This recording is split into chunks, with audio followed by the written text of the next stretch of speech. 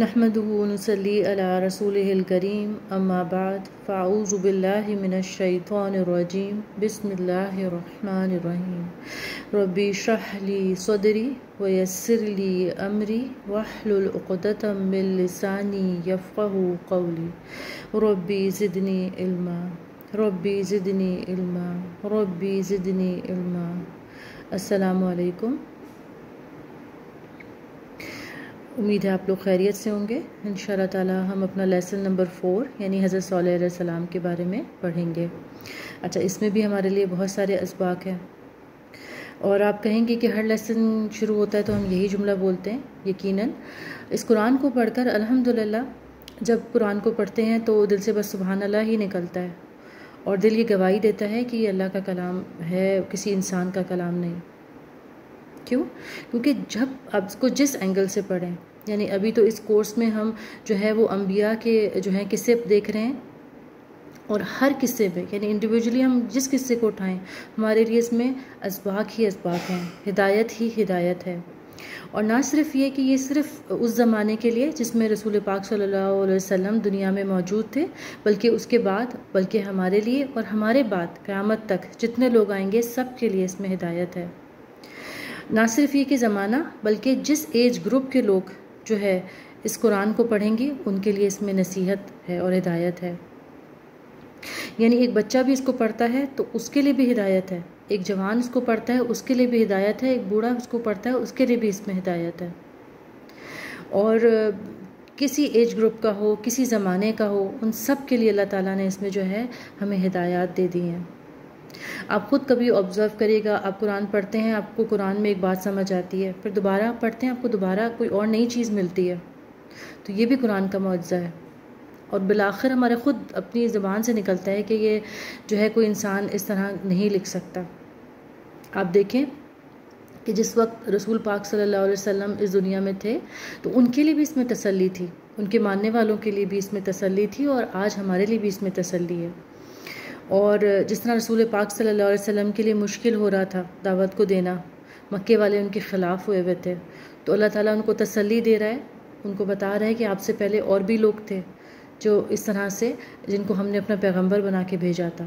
وہ ہمارے بھی رول ماڈل ہے نا. ہمیں بھی آج اگر دنیا میں مشکل لگے دین پر عمل کرنا تو ہم ان کے قصوں کو دیکھ لیں کیسے تھے. آپ ذرا سا تھوڑی دیر کے لیے امیجن کریں حضرت صالح علیہ السلام کو، کس طرح کی تھی ان کی قوم.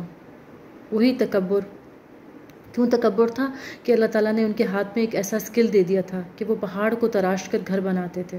آپ سوچیں آج ہم اگر پہاڑ یا اس طرح کی، آج تو ہمارے پاس ہیوی مشینز ہیں جن کے تھرو ہم یہ چیز کر سکتے ہیں. آپ سوچیں کوئی ہاتھ سے پہاڑ کو تراشے اور اس پہ گھر بنائے تو یہ کتنا مشکل کام ہے.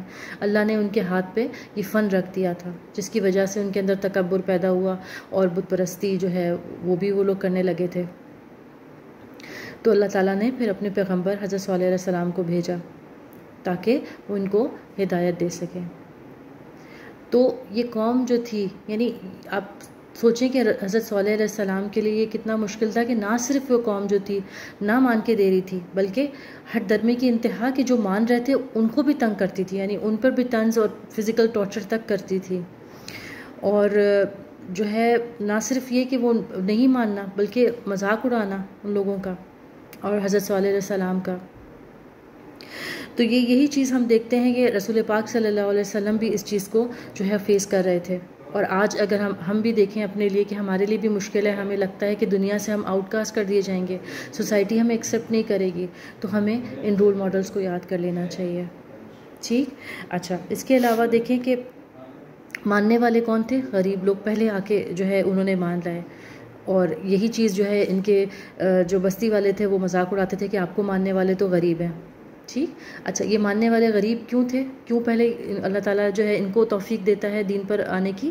کیونکہ یہ تو پہلے ہی جو ہے نا، ان کے تو نتھنگ ٹو لوز ہے، ان کے لیے پہلے ہی معاشرے میں دبے ہوئے ہوتے ہیں، تو ان کے لیے فوراً فالو کرنا آسان ہوتا ہے. جبکہ جو امیر ہوتے ہیں، انفلوئنسرز ہوتے ہیں، ان کے لیے مشکل ہوتا ہے. کیوں؟ کیونکہ وہ اپنے کمفرٹ زون میں رہ رہے ہوتے ہیں.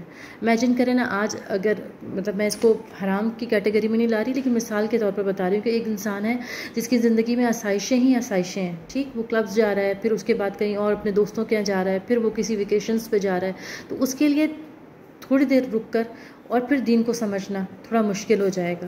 سیکنڈلی یہ کہ وہ اپنا کمفرٹ زون چھوڑنا اس کے لیے مشکل ہو جائے گا کہ اگر میں دین پر عمل کروں گا تو کیا ہوگا, آج معاشرے میں میرا ایک سٹیٹس ہے, لوگ مجھے پہچانتے ہیں, ٹھیک, اگر میں اس پہ عمل کروں گا تو کیا ہوگا, پھر لوگ مجھے جو ہے وہ تھوڑا سا میں آؤٹ کاسٹ کر دیا جاؤں گا سوسائٹی سے, لوگ میرا مذاق اڑائیں گے, لوگ مجھے ایلین سمجھیں گے. تو یہ ایک تھوڑا سا فتنہ بن جاتا ہے امیروں کے لیے. تو کیا ہوتا ہے کہ سب سے پہلے جو ہے وہ غریب جو ہے وہ ایمان لے کر آتے ہیں, یہ معاشرے کا دبا ہوا طبقہ لے کر آتا ہے.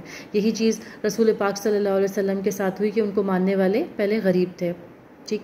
تو کیا تھا کہ زیادہ تر غریب تھے. تو کیا ہوا کہ مکے والے بھی یہی تانا دیتے تھے رسول پاک صلی اللہ علیہ وسلم کو کہ آپ کے ماننے والے تو غریب ہیں, ٹھیک. اچھا, اور وہ پلٹنے کا فارمولہ جو ہے وہ سبھی سیم تھا. حضرت صالح علیہ السلام نے بھی اپنی قوم سے یہی کہا کہ پلٹ آؤ, غرور چھوڑ دو, توبہ و استغفار کرو, اللہ تعالیٰ مزید تم کو دے گا, ٹھیک. اور یہی جو ہے حضور صلی اللہ علیہ وسلم نے اپنے زمانے میں مکے والوں سے کہا. اور آج ہمارے لیے بھی یہی فارمولہ فٹ ہوتا ہے کہ اگر ہمیں لگے کہ یہ دین پر عمل کرنا ہمیں مشکل لگ رہا ہے اور ہمیں وہ جو فرسٹ سٹیپ ہوتا ہے نا وہ اٹھانا مشکل لگتا ہے, کس طریقے سے ہم کریں, تو پھر کیا ہے کہ ہم توبہ و استغفار کریں اپنے پرانے گناہوں پہ. اللہ تعالیٰ یقیناً ہمارے لیے اس راستے کو آسان کر دے گا. اور پھر یہ کہ قوم سمود نے جو ہے وہ معجزہ مانگا. نہ صرف یہ کہ انہوں نے مذاق اڑایا بلکہ طنز کرتے کرتے تو یہاں تک پہنچے کہ انہوں نے کہا کہ اچھا سچے ہو نا تو جاؤ کوئی معجزہ لے کر آؤ, بلکہ ایسا کرو کہ یہ جو پہاڑ ہے نا اس سے ایک اونٹنی نکال کے دکھاؤ, وہ بھی پریگننٹ. اور بس وہ ہنسی مذاق میں یہ بات کرتے تھے. اور حضرت صالح علیہ السلام نے اللہ تعالیٰ سے دعا کی اور اللہ نے ان کو یہ معجزہ دیا. لیکن جب معجزہ آ جاتا ہے اور اس کو نہ مانا جائے تو پھر اس زندگی جو ہے وہ واقعی عذاب بہت سخت آتا ہے اللہ کا. تو انہوں نے بھی کیا کیا کہ معجزے کو دیکھ کر بھی انکار کیا, بلکہ ہٹ درمی پر اتنا پورے اتر آئے کہ انہوں نے کیا کیا کہ 9 جو ہے لوگوں نے مل کے فیصلہ کیا کہ ہم نے جو یہ نشانی ہے اس کو جو ہے وہ اس کو ختم کر دیں گے. یعنی ہٹ درمی میں اتنے یہ جو ہے آگے بڑھ گئے. اور یہی چیز ہمیں مکے والوں سے ملتی ہے کہ 9 جو ہے قبیلے والوں میں سے انہوں نے پروگرام بنایا کہ نعوذ باللہ حضور صلی اللہ علیہ وسلم کو قتل کریں گے, ٹھیک. تو کتنی اس میں کہنا چاہیے کہ رسول پاک صلی اللہ علیہ وسلم کی تسلی تھی کہ ایسا جو ہے جس طرح اللہ تعالیٰ نے حضرت صالح علیہ السلام کی مدد کی تھی ان شاء اللہ تعالیٰ ہم بھی آپ کی مدد کریں گے, چاہے یہ جتنی چالیں چل لیں, بس اللہ کی ایک چال ہوگی اور ان سب کا کام تمام کر دیا جائے گا, ٹھیک. اچھا, اس کے بعد کیا کیا ان لوگوں نے, ان میں سے ایک نے کیا کیا, پہلے اونٹنی کی کونچے کاٹ ڈالی, یعنی اس کی ٹانگیں جو ہے نا اس کے اوپر وار کیا, تیر مارا. پھر باقی سب نے مل کے تلوار سے جو ہے اونٹنی کو اس کا ختم کر دیا. اور نہ صرف یہ کہ اس طرح سے کیا بلکہ انہوں نے خوشیاں منائی, لوگوں نے ان کو داد دی, پوری بستی والوں نے جو بھی نہ ماننے والے تھے بڑا خوش ہوئے کہ اوہ کیا کارنامہ کیا تم نے. اس پر حضرت صالح علیہ السلام نے ان کو بتا دیا کہ اب جو ہے 3 دن کے اندر 3 دن کے بعد تمہارے اوپر جو ہے اللہ تعالیٰ کا عذاب آئے گا. اور اس پر بھی جو ہے یہ لوگ ہنسی مذاق کرنے لگے, اچھا ٹھیک ہے. اور ان کو بڑا فخر تھا کہ ہم اپنے گھروں میں بیٹھیں گے, ہمارا کیا کچھ بگاڑ سکتا ہے کوئی. اور پھر کیا ہوا کہ ایک چیخ تھی, 3 دن کے بعد ان پر ایک چیخ کا عذاب آیا اور یہ بس اپنے گھروں میں اوندے ہی پڑے رہ گئے. یعنی آج سائنس ہمیں بتاتی ہے نا, آج ہمیں یہ بات سمجھ آتی ہے کہ جب یہ آواز جو ساؤنڈ کی فریکوینسی اگر بڑھ جائے اور ہمارے کان پھٹ جائیں گے سن کے, اگر اس سے زیادہ تیز ہو جائے جو ہمارے اللہ تعالیٰ نے جو ہمیں جتنی صلاحیت دی ہے ہمارے کانوں کو سننے کی, آپ سوچیں کہ وہ کیا چیخ ہوگی کہ جس کی چیخ سے یعنی ذرا بھی زمین بھی کانپنے لگ گئی اور وہ لوگ بس اپنے گھروں میں بس پڑے کے پڑے رہ گئے. تو یہ ان کا انجام ہوا. اس میں ہمارے لیے بھی بہت سبق ہے کہ ہمیں جو ہے وہ اللہ تعالیٰ نہ کرے کہ ایسا ہو کہ ہم پر کوئی عذاب اللہ تعالیٰ اپنا کوڑا جو ہے وہ برسائے.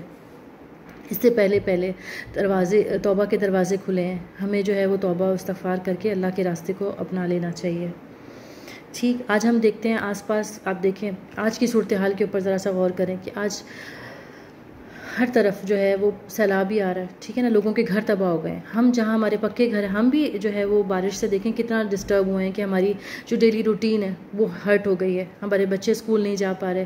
تو ہمیں ڈرنا چاہیے اللہ سے کہ پتہ نہیں یہ عذاب ہے یا آزمائش ہے. 2 ہی صورتیں ہو سکتی ہیں نا, یا اللہ نے اس کو آزمائش کے طور پر رکھا ہے یا پھر ہمیں اللہ نہ کرے کہ اس قوم پر کوئی عذاب کا اللہ تعالیٰ کا ارادہ ہے.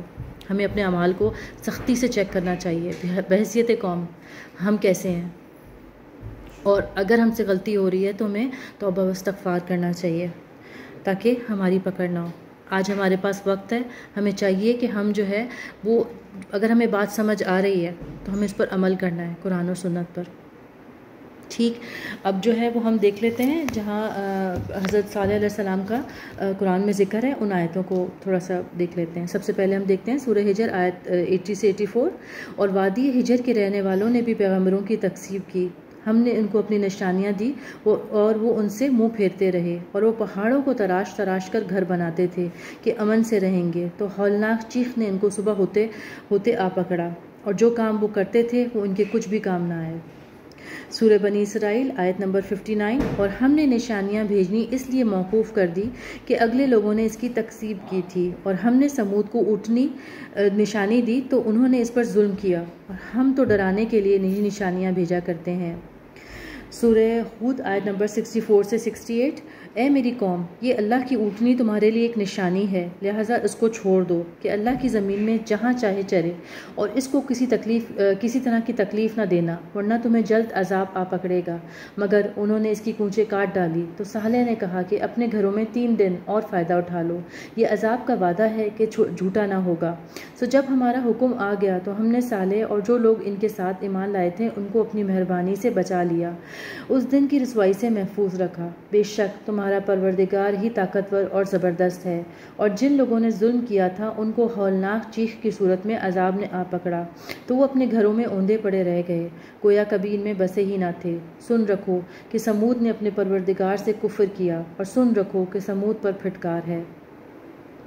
سورہ قمر آیت نمبر 30 اور 31۔ سو دیکھ لو کہ میرا عذاب اور ڈرانا کیسا ہے، ہم نے ان پر عذاب کے لیے ایک ہولناک چیخ بھیجی تو وہ ایسے ہو گئے جیسے باڑ والے کی سوکھی اور ٹوٹی ہوئی باڑ، اور ہم نے قرآن کو سمجھنے کے لیے آسان کر دیا ہے، تو کوئی ہے کہ سوچے سمجھے۔